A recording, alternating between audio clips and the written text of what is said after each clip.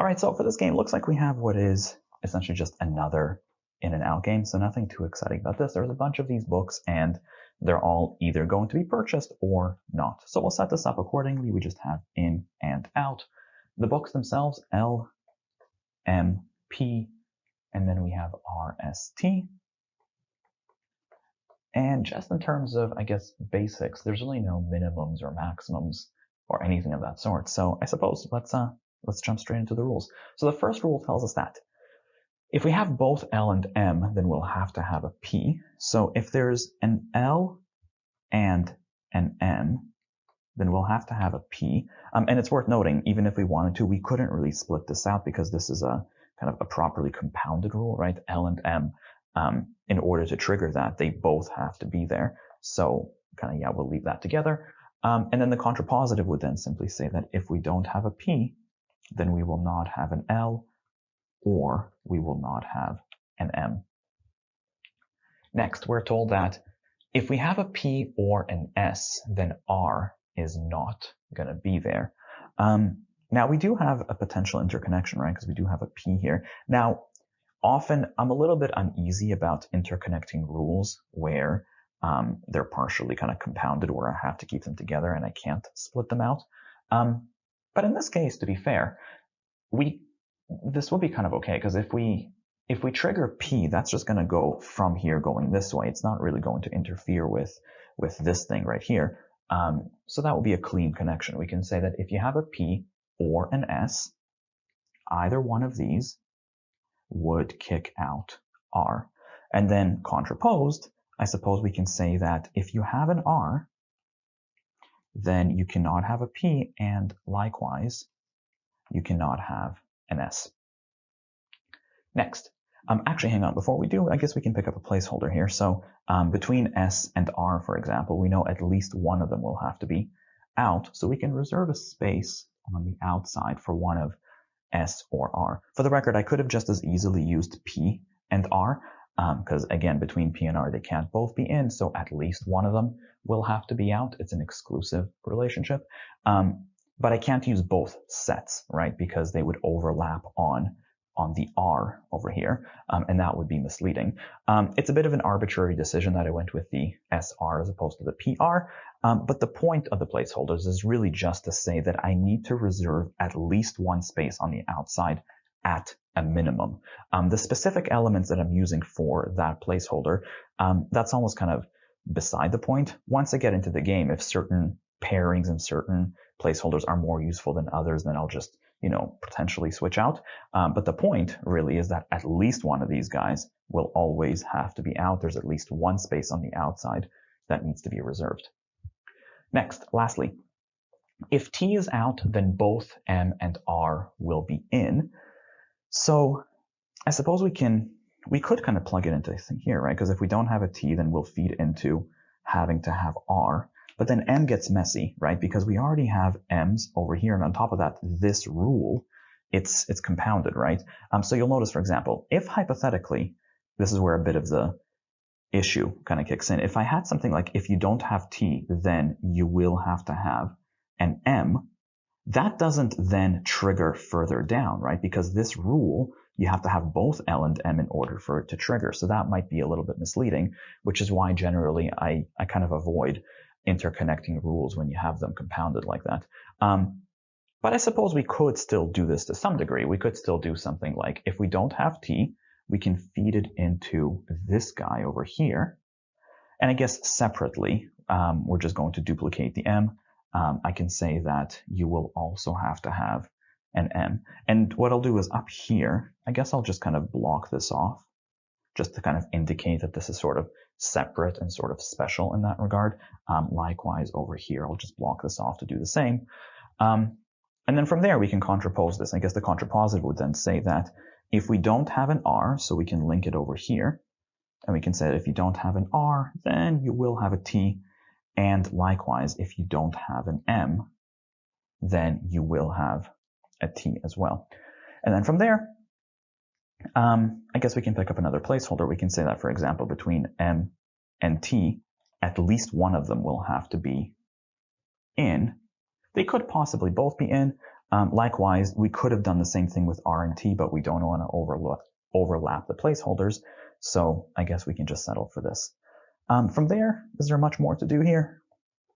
I'm not sure that there is. To be honest, the chains will probably carry this game through. So let's go. The questions themselves. Number 17, what could be a complete setup of the game? And as usual, we go by the original text of the rules. First rule, if we have L and M, then we have to have a P as well. So going through the answer choices, A doesn't have both L and M, so it doesn't apply. Same thing with B, same thing with C and D. E, however, does have L and M. So we can get rid of answer choice E. Next, we are told that if we have a P or an S, then we cannot have an R. So if we trigger a P or an S, let's take a look. Answer choice A has P, but there's no R, so we're fine. B doesn't trigger, we're fine. C has a P and an S, but there's no R, so that's still good.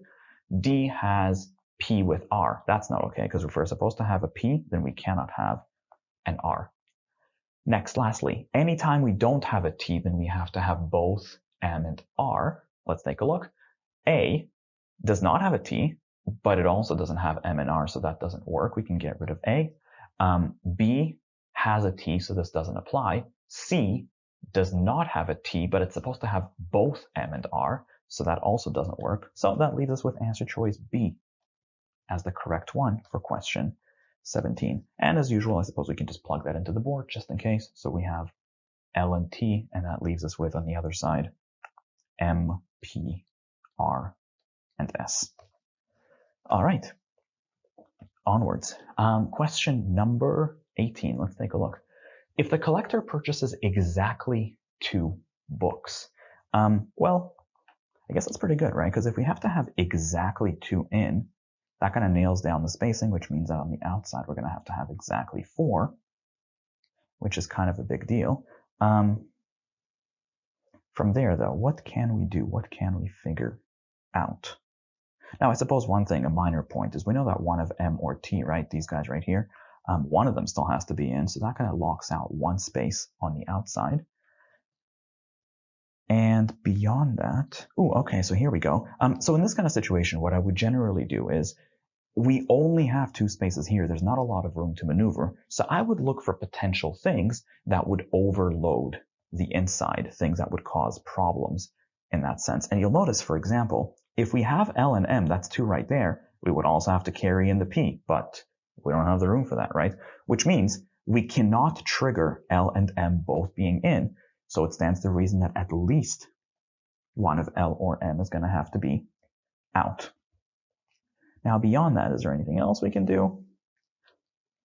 And no, I don't think there is, because I mean, you'll notice that S, sure, it brings in T, but that's just 2, and that's consistent with our placeholder, so that's fine. Same thing with P and T. It doesn't seem like anything really, even on the contrapositive chain over here, there's not much that drags people in. So, you know what? Let's see. Maybe that's enough. The question now asks, what must be true? Answer choice A, M is in, and I don't know that. In fact, I don't know the exact positioning of anybody, so A, B, and C all seem questionable at this point. D, L and M are not both purchased. Oh yeah, that has to be true, because yeah, we just said, right? L and M can't both be triggered. One of them has to be out, so they cannot both be in. The best answer to question number 18 is D. Just in case, answer choice E, the R and T are not both in. And nothing's stopping that, right? Why couldn't we just have R and T, right? For the record, between R and T, they cannot both be out, but they could potentially both be in. So there's nothing stopping both of them from being in, and nothing else really seems to break. So yeah, best answer here is D. Next, number 19.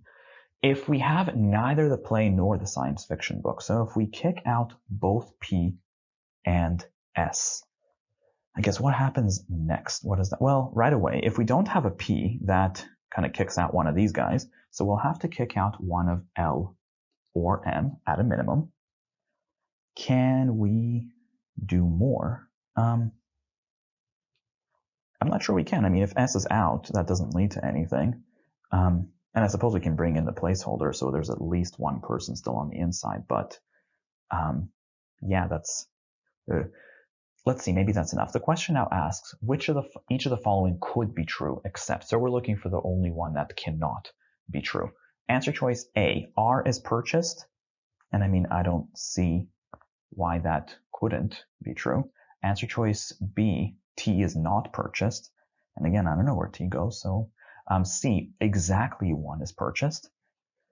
And I mean, I have that one placeholder. Could I have just one person there? Could this M or T be the only one who was there? And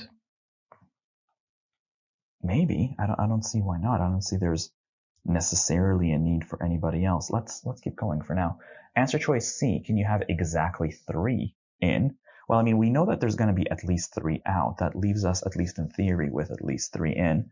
But again, maybe I'm missing something. Let's leave that be. Answer choice E, exactly 4 are in. And no, that's definitely not going to happen because we have at least 3 out, right? So that means that there's no way that we can fit 4 on the inside.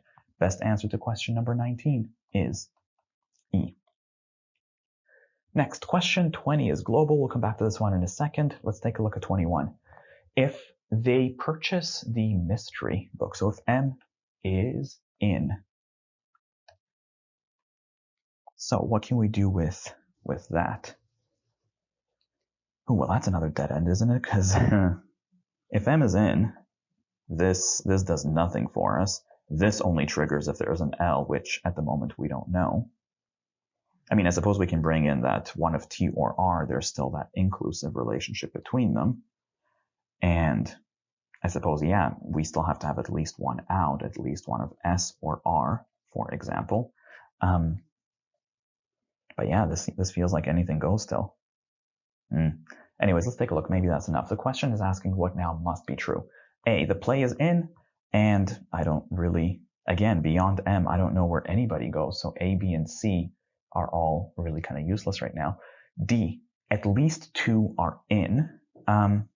Oh yeah, well obviously, yeah, we have to have 2 in because we have M with one of T or R. Done. The best answer to question number 21 is D. For the record, at most 2 are in for answer choice E, and I'm not sure there's any reason for that to be true, because, yeah, I mean, arguably, couldn't we have R, T, and M? Like, we could have had both of these guys here just as well, and nothing would really break. So, yeah, there's no reason that E would have to be true. Next, number 22. If they purchase the play, well, once again, let's see. If we have a P, what does that do for us? Well, that triggers this guy right here, right? So R will be out, T will be in. So that is something. And can we do anything else? No, I suppose in terms of kind of these exclusive relationships, R is already taken care of, so that's done. And same thing here, T is already in, so none of those inclusive relationships do anything for me. I don't know what more. No, I think that's kind of it for now. Let's take a look. The question asks, which of the following must now happen? Answer choice A, T is in. Oh yeah, there it is, T is in. Best answer is A for question 22. Next, 23. If they purchase the romance novel, so if we have R on the inside, what does that tell us?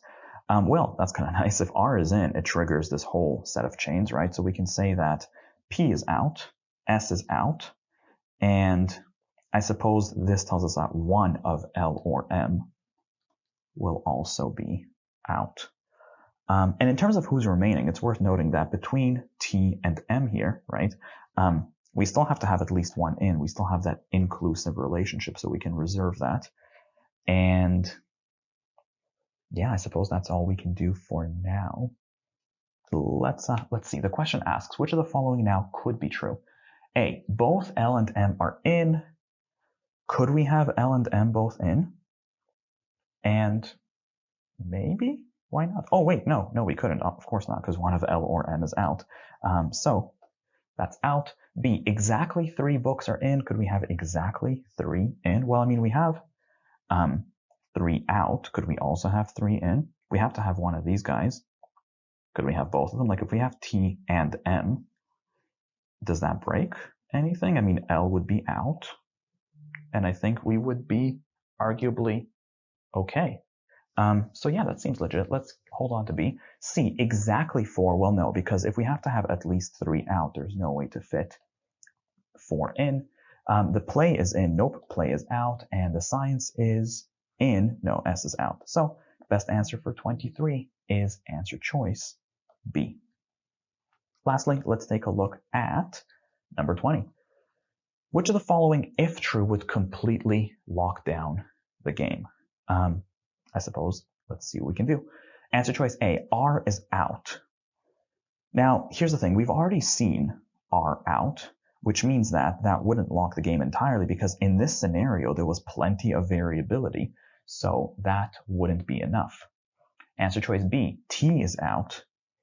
Now, this we haven't seen yet. Oh, but hello. So if T is out, it triggers all of this stuff, right? So that would do a lot of damage. That's probably going to work pretty well. So if T is out, let's just follow through. R is in, P is out, S is out. One of L or M will have to be out. And, oh, well, so if T is out, then M is also in. But if M is the one who is in, then this guy right here can't be M. It's going to have to be L. So there it is. That would lock the game. The best answer to question number 20 is B. For the record, though, let's just quickly take a look at the rest of these. Answer choice C. Neither L nor M is purchased.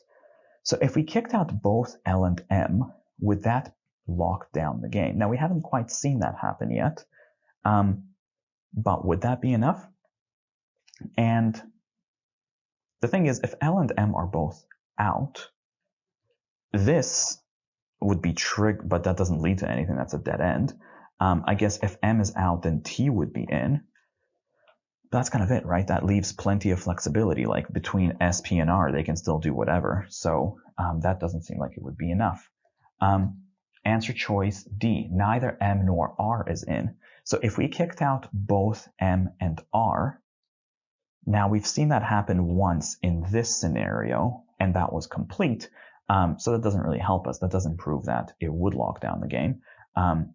So now we can, I guess, what does that tell us? Well, if M and R are both out, I suppose that means that T would have to be in. But again, I think that's it. So between S and P, they can still do whatever. Arguably, there's still plenty of flexibility. Answer choice E, S is in. And if S is in, I suppose, again, that triggers this set down here. But everything else is still pretty flexible, right? M can still arguably do whatever. P can still do whatever. So that doesn't seem like it'd be good enough. Once again, the best answer to question number 20 is B.